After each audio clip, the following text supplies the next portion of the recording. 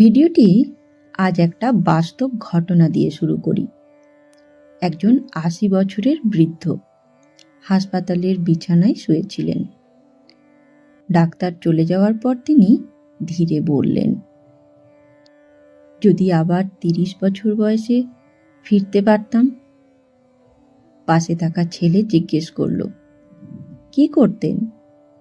বৃদ্ধের চোখে জল। তিনি বললেন, কম রাগ করতাম, কম চিন্তা করতাম, আর ঈশ্বরকে বেশি ডাকতাম। এই কথাটা শুধু তার না, প্রায় সব বৃদ্ধের। একটা প্রশ্ন করি, আপনি কি ভাবেন? আপনার এখনো অনেক সময় আছে? সত্যিই কি আছে? জীবনের সবচেয়ে বড় ভুল কি জানেন? মানুষ ভাবে সময় আছে, কিন্তু সময় কাউকে বলে আসে না। আজ আমরা জানব মৃত্যুর আগে মানুষ যে ৫টি সত্য বুঝতে পারে। আর যদি আপনি আজ বুঝে যান, তাহলে জীবনের অনেক কষ্ট কমে যাবে। তাই শেষ পর্যন্ত থাকার অনুরোধ রইল, কারণ শেষে আপনি এমন একটি সত্য জানবেন যা বেশিরভাগ মানুষ খুব দেরিতে বোঝে। চলুন তাহলে প্রথমেই জেনে নিই এই সমস্যাটার আসল কারণ কি। মানুষ কেন শেষ বয়সে এসে আফসোস করে?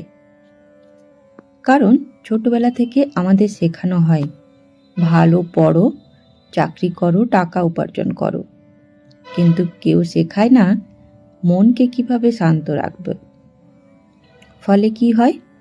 মানুষ সারা জীবন বাইরে দৌড়ায়, নিজের ভেতরটা তাকায় না। আর বার্ধক্য এসে যখন শরীর দুর্বল করে, তখন মনে প্রশ্ন শুরু হয়, আমি কি পেলাম? কেন এত দুশ্চিন্তা করলাম? কেন এত রাগ করলাম? কেন এত অহংকার করলাম? একজন ৭০ বছরের মানুষ একবার বলেছিলেন, যে বিষয় নিয়ে আমি ৪০ বছর চিন্তা করেছি, আজ বুঝছি তার একটাও আমার সাথে যাবে না। ভাবুন তো, আমরা কত ছোট বিষয় নিয়ে কষ্ট পাই। কে কি বলল, কে সম্মান দিল না, কে ফোন করল না।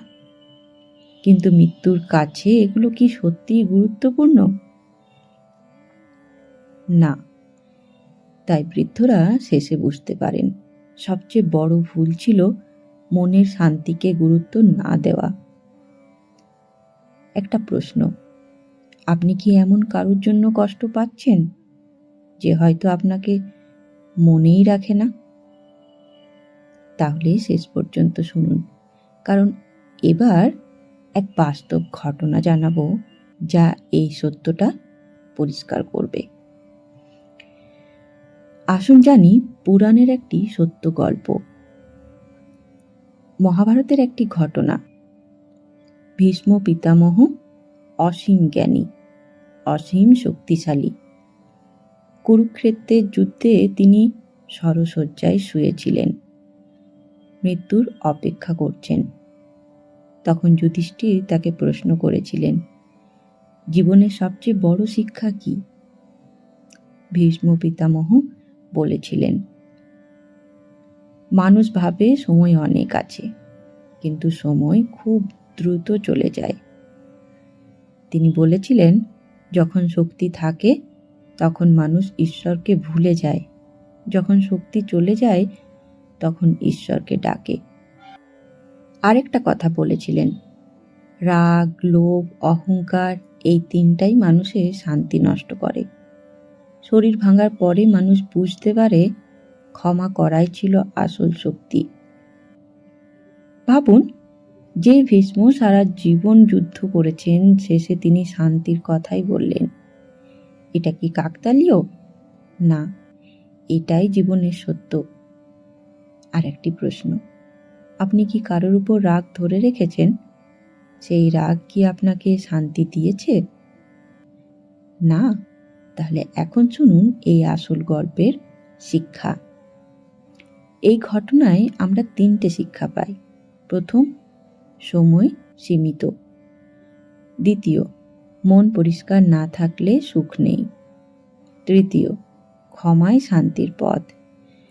বৃদ্ধরা শেষে এসে বলেন, যদি আবার জীবন পেতাম তাহলে কম রাগ করতাম, কম চিন্তা করতাম আর বেশি ঈশ্বরের নাম নিতাম। আপনি কি চান একই ভুল করতে?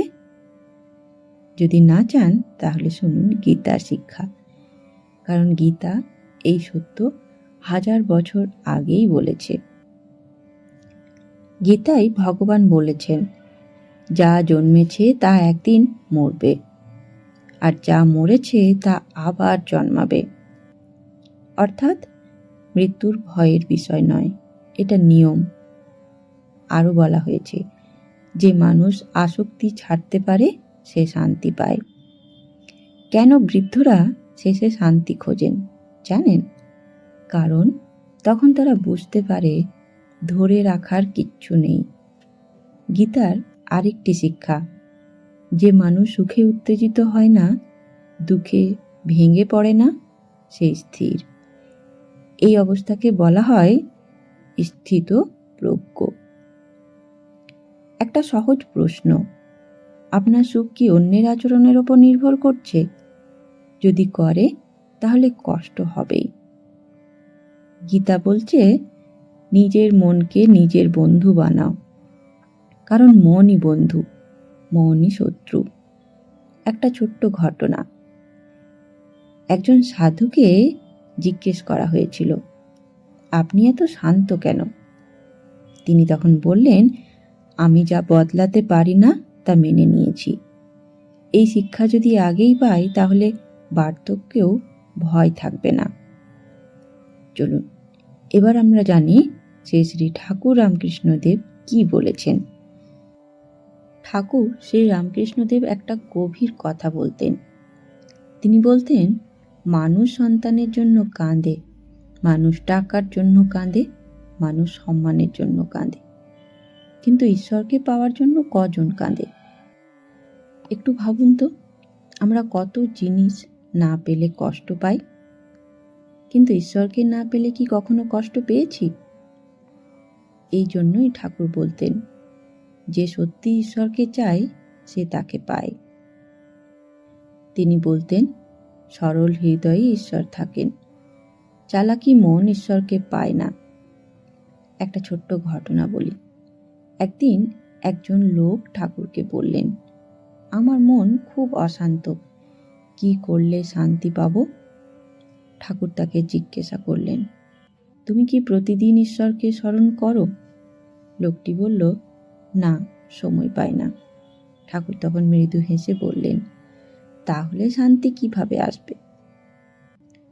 যেখানে মন যাবে জীবন সেখানেই যাবে। যদি মন শুধু চিন্তায় থাকে জীবন চিন্তায় ভরে যাবে। যদি মন ঈশ্বর স্মরণে যায় জীবন শান্ত হবে। একটি প্রশ্ন, আপনার মন কি সারাদিন কোথাও থাকে? অভিযোগে, না কৃতজ্ঞতায়, চিন্তায়, নাকি ঈশ্বর স্মরণে? ঠাকুর বলতেন, মনকে বারবার ঈশ্বরের দিকে ফেরাতে হয়। যেমন একজন মা বারবার শিশুকে কোলে তুলে নেয়, তেমন মনকে বারবার ঈশ্বরের দিকে আনতে হয়। আরেকটি ঘটনা, একজন ভক্ত বললেন, ঠাকুর, সংসারে থেকে কি ঈশ্বর পাওয়া যায়? ঠাকুর বললেন, অবশ্যই যায়। তিনি বলতেন, জলে নৌকা থাকলে সমস্যা নেই, কিন্তু নৌকায় জল ঢুকলে সমস্যা। সংসারে থাকো, কিন্তু সংসারকে মনে ঢুকতে দিও না। এই কথাটা খুব গভীর। অর্থাৎ কাজ করুন, দায়িত্ব পালন করুন, কিন্তু মনকে ঈশ্বরের সাথে বাঁধুন, তাহলে দুঃখ কম হবে। ঠাকুর আরেকটা সুন্দর উদাহরণ দিতেন। তিনি বলতেন, মানুষ যেন নাটকের অভিনেতা, মঞ্চে সে রাজা, কিন্তু ভিতরে জানে সে অভিনেতা। তেমন সংসারের কাজ করুন, কিন্তু মনে রাখুন সবই সাময়িক। এই চিন্তা এলে অহংকার কমে, আর অহংকার কমলে শান্তি বাড়ে।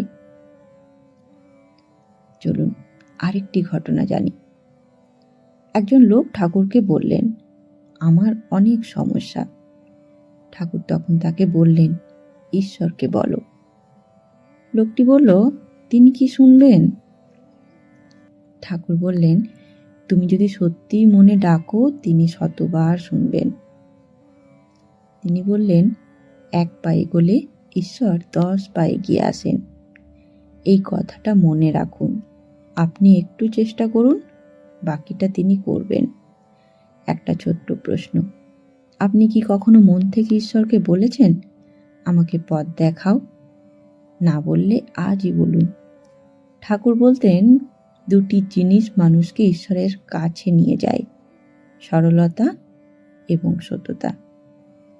ভান করলে ঈশ্বর দূরে থাকেন, সত্য হলে কাছে আসেন। আরেকটি কথা, ঠাকুর বলতেন, কম চাও, কারণ যত চাইবেন তত অশান্তি বাড়বে, যত কম চাইবেন তত শান্তি বাড়বে। শেষে ঠাকুর বলতেন, ঈশ্বরের নামই মানুষের আসল ভরসা। যখন কেউ পাশে থাকে না তখন নামই শক্তি দেয়। বার্ধক্যে এসে মানুষ কেন নাম স্মরণ শুরু করে জানেন? কারণ তখন তারা বোঝে এটাই আসল আশ্রয়। আচ্ছা, আপনার জীবনের আসল ভরসা কি? টাকা, মানুষ, নাকি ঈশ্বর?